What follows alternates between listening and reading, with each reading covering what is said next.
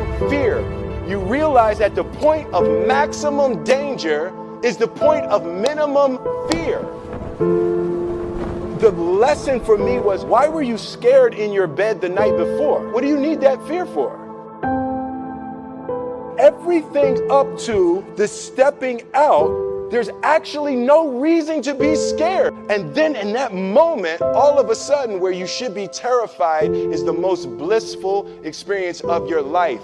And God placed the best things in life on the other side of fear.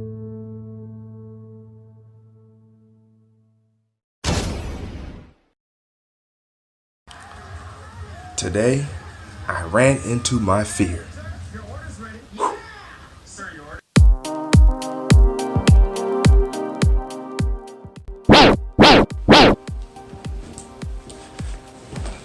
First, we about to just get all of the dislikes out the way, right? Apple. No notification, pulse light, no light to shine. Let me know something. Instead of I have to click to open my phone. Now granted, in this case, oh no, I do got some. But as you see, I got notifications, can't tell. Can we, please, Apple, please, can we get a notification light on the phone?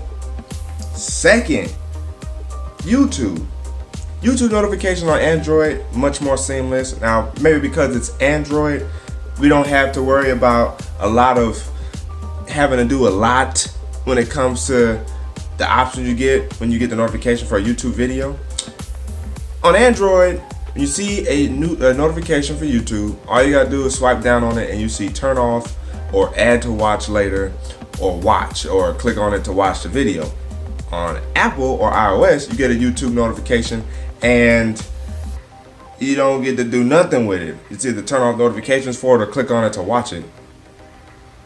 So in this case, I have no YouTube notification. But if I did, then you would see, matter of fact, you guys probably already know, those who may have Apple. So that's dislike number 2. And dislike number 3, the gesture orientation for trying to access your notifications or the control center. Now I know prior to this full screen display on the iPhone 10 and above, here with the 10R, you know what I'm saying? You can swipe up to get to your control center. Just swipe up and to dial. But here, now I don't mind the gestures to get to, you know, all my apps. No problem. But getting to notifications is a hassle. See, one hand you gotta try to reach all the way over to try to swipe down, and in this case you pull up your search function. You know, you gotta kind of pull you gotta kind of contort your hands and fingers to try to get to the notifications. Now it's not as bad with control center. Swipe down, you're in the control center, right? Not bad. Now, hopefully we see maybe in iOS 13, maybe 14, 15. You can swipe up from the left.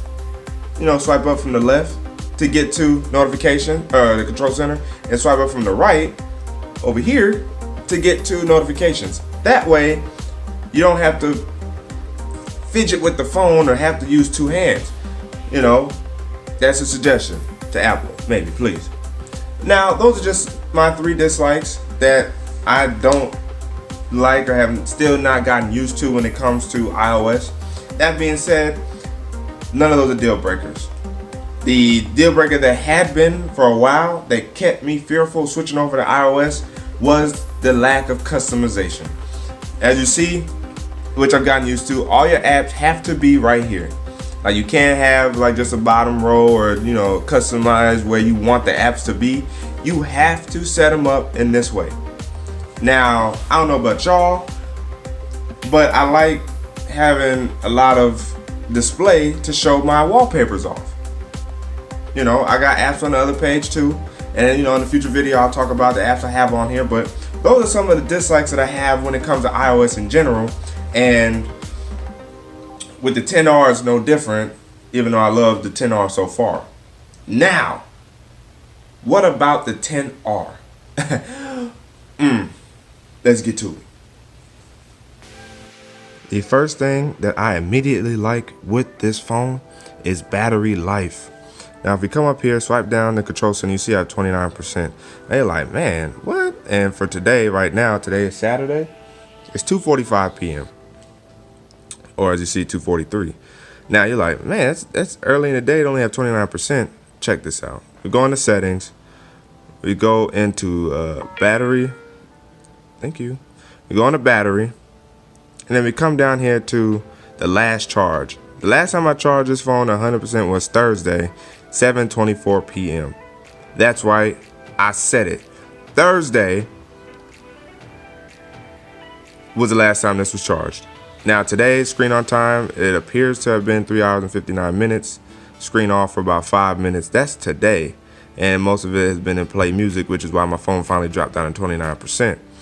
Now if we go into here, I think you click on this.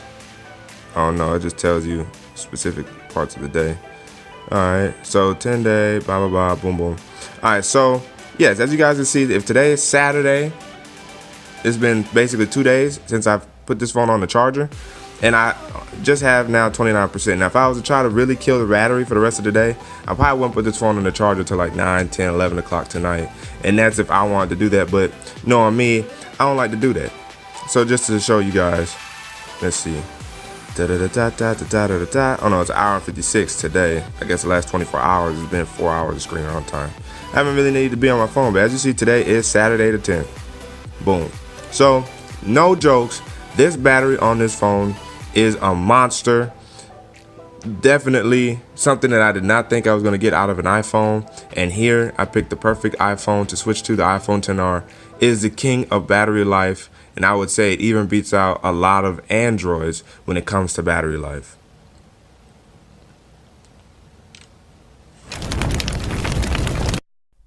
And of course, we cannot forget to mention Apple's design language. When you think about this phone, it's 6.1 inches in size. It's got aluminum frames. It's beautiful, rounded edges. Yes, of course, the XR comes with aluminum as opposed to the XS and XS Max with the steel frame, but that's okay. We love it. The shiny Apple logo on the back, lovely. The one camera module on the back gets the job done just like the XS, XS Max. Yes, you may not be able to do portrait mode with anything outside of people, but at the same time, as many surveys and polls have been placed out there on the internet, we see a lot of people don't use portrait as much and like using it with a person. So Apple decisively made a pretty decent decision when it came to everything that was included with the XR, what it looks like, and what was included in the device. And you talk about fear of switching that iOS from Android. The software on this isn't that bad. I must say, and I must admit, I was wrong about iOS. Not that it's too restrictive, as we hear it most certainly is on the iPads and the most recent iPad Pros, but the friendliness and how easy and intuitive it is to get to anywhere you need to real quick, fluid, fast, no problems. Now with the XR, there has been some slight software bugs, I guess you could call them, from time to time when it comes to the quick view of messages and whatnot. Some of it's been addressed. When you swipe over to the widget center, sometimes things aren't aligned properly. I'm sure those can be fixed with software updates, but those don't happen as often, and if they do, they don't, stop you from or hindering you from using the phone, as opposed to Android that I still of course love. Just waiting on the hardware, and for the most part both the hardware and software to be in sync where I just don't have issues. And I had that with the Pixel 2, and as we hear, the Pixel 3 has been no exception. It's been having issues as well. My only other Android phone I would use if I was to go back to Android or switch back to Android would be a Google phone because of software.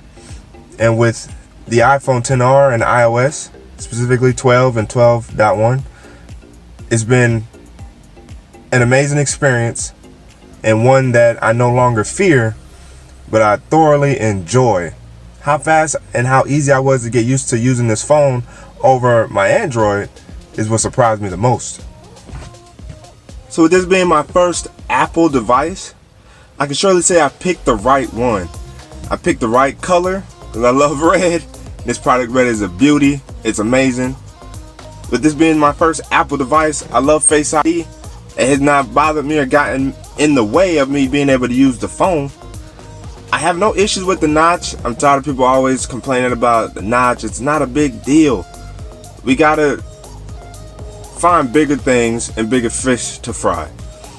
As far as what people are calling the bezel, it looks fine to me from time to time. It even looks 3D from time to time. And when you put a screen protector on, it works in the advantage of having a screen protector with black borders because it makes the screen protector disappear.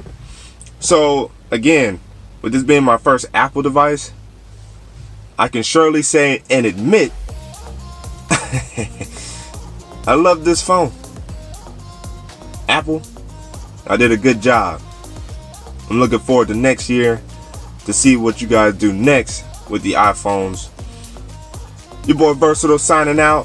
Hopefully you guys enjoyed this review. I thought I'd switch it up a little bit because I had to for this specific experience of mine.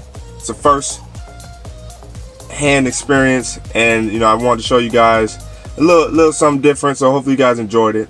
But until the next video, Apple, wait for it.